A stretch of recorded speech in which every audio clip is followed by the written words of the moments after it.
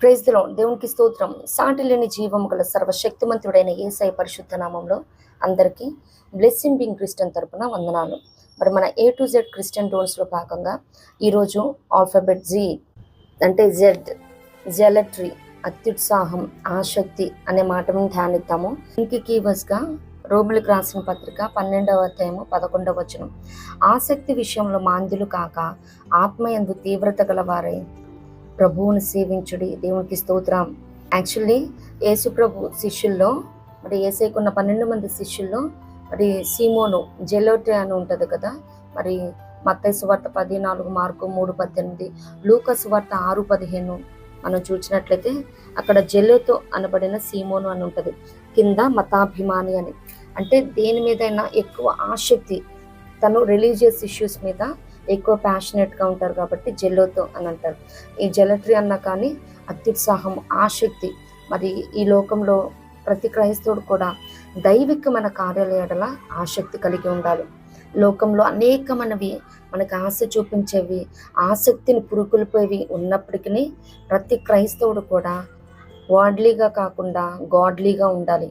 ఈ లోకానుసారమైన ఆసక్తి కాకుండా దైవికపరమైన ఆసక్తి కలిగి ఉంటుము గాక. దేవునికి స్తోత్రం. రోజు రేపు మొబైల్ మీద ఉన్న ఆసక్తి బైబిల్ మీద ఉండదు. మొబైల్ అయితే ఎన్ని గంటలైనా చూస్తాం, ఒకదాని తర్వాత ఒకటి స్క్రోల్ చేస్తూ. అదే బైబిల్ ఒక 2 అధ్యాయాలు పట్టుమని చదువుతామో లేదో నిద్ర ఆవరించేస్తుంది, ఆసక్తి ఉండదు.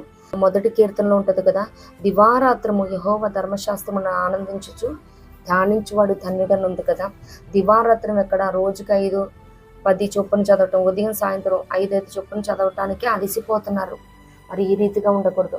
దైవికమైన కార్యాల విషయంలో ఆసక్తి కలిగి ఉండాలి. మొదటి పేతురు 3:13 ఉంటుంది కదా, మీరు మంచి విషయంలో ఆసక్తి గలవారైతే మీకు హాని చేయువాడెవడు. మరి ఆసక్తి కలిగి అనేకమైనవి ఈరోజు రేపు మరి సైబర్ క్రైమ్స్ అని ఈ రీతిగా చేస్తారు. ఎంత ఆసక్తితో చేస్తారంటే నేరాలు కూడా. మరి ఇప్పుడు ఈరోజు రేపు ప్రతి ఒక్కరి అరచేతుల్లో మరి ఆసక్తిని హరించేది, దేవుని మీద నుంచి మన ఇంట్రెస్ట్ని షిఫ్ట్ చేసేసేది మొబైల్ని పెట్టాడు. ఎవరు కూడా మరి కీర్తనలో ఉన్నట్టు 119వ కీర్తనలో వ్యర్థమైనవి చూడకుండా నా కన్నులను త్రిప్పివేయమని.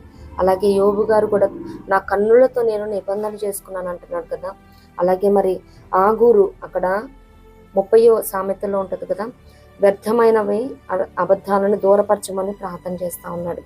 ప్రతి ఒక్కరము కూడా వ్యర్థమైన వాటి ముందు ఆసక్తి ఉంచకూడదు. దానివల్ల సమయం, సంపద అంతా వ్యర్థమైపోతుంది. కాలం పోతే మళ్ళా రాదండి. మరి అమౌంట్ అన్నా ధనమన్నా మరలా సమకూర్చుకోగలుగుతామేమో, కానీ పోయిన దానికంటే 2 పాళ్ళుగా సమయాన్ని మాత్రం మనం ఎప్పటికీ వెనక్కి తెచ్చుకోలేము. అది ముందుకే వెళ్ళిపోతూ ఉంటుంది, కానీ వెనక్కి తెచ్చే ఏఐ కూడా రాలేదు. ఆర్టిఫిషియల్ ఇంటెలిజెన్స్ ఈరోజు రేపు మనం లేకుండానే మనం అక్కడ ఉన్నట్టు మన గొంతుకతో మరి మనం ఏ రీతిగా ఉంటామో ఆ రీతిగా బొమ్మను పెడితే చాలు అదే నాట్యం చేసేస్తూ ఉంది, డైలాగ్స్ చెప్పేస్తూ ఉంది. మరి ఇటువంటి అన్నీ ఉన్నాయేమో, కానీ ఏఐ వల్ల సమయాన్ని వెనక్కి తెచ్చేది ఇంకా టైం మెషిన్స్ ఏమీ రాలేదు. మరి 1 కొరింథీ 14:12 చూస్తే, మీరు ఆత్మ సంబంధమైన వరముల విషయమై ఆసక్తి గలవారు కనుక సంఘమునకు క్షేమాభివృద్ధి కలుగు నిమిత్తం అవి మీకు విస్తరించినట్లు ప్రయత్నము చేయుడి. దేవునికి స్తోత్రం. మరి ఆనాటి దినాలలో కొరింథీ సంఘస్థులు ఆ రీతిగా ఉన్నారు. అంత మాత్రమే కాదు, కానీ మరి అపోస్తుల కార్యం 17:11 చూస్తే బెరయ సంఘస్థుల గురించి అపోస్తులైన పౌలు గారు సాక్ష్యం ఇస్తున్నారు. వారు ఆసక్తితో వాక్యం వింటారంట. అలాగే మరి చెప్తున్న మాటలు ఆ రీతిగా ఉన్నవా లేవా అని లేఖనాలను పరిశోధించారంట.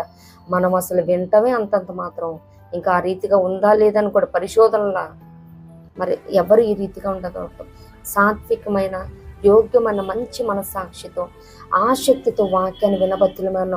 ఎందుకంటే మరి ఇర్మియా 48:17 ఉంటుంది కదా, యెహోవా కార్యం అశ్రద్ధగా చేయవాడు శాపగ్రస్తుడని లేఖనాలు సెలవిస్తూ ఉంది.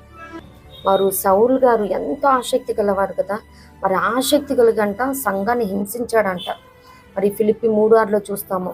అంత మాత్రమే కాదు, కానీ అపోస్తుల కార్యములు 22:3 చూస్తే, నేను కిలికియాలోని తార్సులో పుట్టిన యూదుడను, అయితే ఈ పట్టణంలో గమలియేలు పాదముల యొద్ద పెరిగి మన పితరుల ధర్మశాస్త్ర సంబంధమగు గరిష్టేందని శిక్షితుడనై మీరందరూ నేడు ఉన్న ప్రకారము దేవుని గూర్చి ఆసక్తుడనై ఉండి దేవునికి స్తోత్రం. ఎంతో ఆసక్తి గలవాడు కదా. అందుకే గమలీయేలు పాదాల యొక్క ధర్మశాస్త్ర గ్రంథం గురించి చాలా నేర్చుకున్నాడంట. దేవునికి స్తోత్రం. మరి మనకుంటుందా అంత ఆసక్తి దైవికమైన కార్యాల పట్ల? మరి చర్చ్లో ఏదన్నా ఇప్పుడు పండగ దిన సందర్భంగా ఏమన్నా క్లీన్ చేయాలన్నా కానీ, ఏదైనా అరేంజ్మెంట్స్ చేయాలన్నా కానీ అక్కడ ఉండరు. పరమైన వాటి అందు మాత్రం చాలా ఆసక్తితో మరి తెల్లారుజామున ఉంటాము, అర్ధరాత్రి అయినా ఉంటాము అటువంటి వాటి కోసం. మరి యాపిల్ ఐఫోన్ వచ్చినప్పుడంట క్యూ కడతారంట, బారులు కడతారంట అమెరికాలో కూడా. మరి దాన్ని నెక్స్ట్ వచ్చిన అప్గ్రేడెడ్ వర్షన్ మేము సొంతం చేసుకోవాలని. మరి దేవుని సన్నిధానానికి ఆసక్తిగా మనం వస్తున్నామా? మరి ప్రసంగ 5:1 ఉంటుంది కదా, నీవు దేవుని మందిరంకి వెళ్ళినప్పుడు నీ ప్రవర్తన జాగ్రత్తగా చూసుకోమని. ఆసక్తి ఉండాలి. మరి దేవుని మందిరానికి వెళ్ళేటప్పుడు మాత్రం ఆమెనైన సమయంలో వెళ్తాము. అదే కాలేజెస్ కానీ మరి మనం జాబ్స్ చేస్తున్న ఆఫీసెస్ కానీ ఆ రీతిగా వెళ్ళగలుగుతున్నామా? అటువంటి విషయంలో మాత్రం ఆసక్తి ఉంటుంది. ఎందుకంటే మోనిటరీ ఇష్యూస్లో మంచిగా కనిపించిపోతాయి కాబట్టి. తీతుకు 2:14 చూస్తే ఆయన సమస్తమైన దుర్నీతి నుండి మనను విమోచించి సత్క్రియలంద ఆసక్తి గల ప్రజలను తన కోసరము పవిత్రపరుచుకొని తన సొత్తుగా చేసుకున్నటకు తన్ను తానే మన కొరకు అర్పించుకొనెను. దేవునికి స్తోత్రం. సత్క్రియలందు ఆసక్తి గల వారమై ఉండాలి. ఈ లోకానుసారమైన వాటి అందు ఆసక్తి ఏమాత్రం పెట్టద్దు. ఎందుకంటే దైవికమైన కార్యాల ఎడల మనం ఆసక్తి చూపిస్తే దేవుడు మన కార్యాల పట్ల ఆసక్తి చూపిస్తాడు. దేవునికి స్తోత్రం. మన యెషయా గ్రంథం చూసినట్లయితే 9:7 ఇది మొదలుకొని మితి లేకుండా దానికి వృద్ధియు క్షేమమును కలుగునట్లు సర్వకాలము దావీదు సింహాసమును రాజ్యమును నియమించును. న్యాయము వలనను నీతి వలనను రాజ్యమును స్థిరపరచుటకు అతడు సింహాసనసీనుడై రాజ్య పరిపాలన చేయును. సైన్యములకు అధిపతి యెహోవా ఆసక్తి కలిగి దీనిని నెరవేర్చును. దేవునికి స్తోత్రం.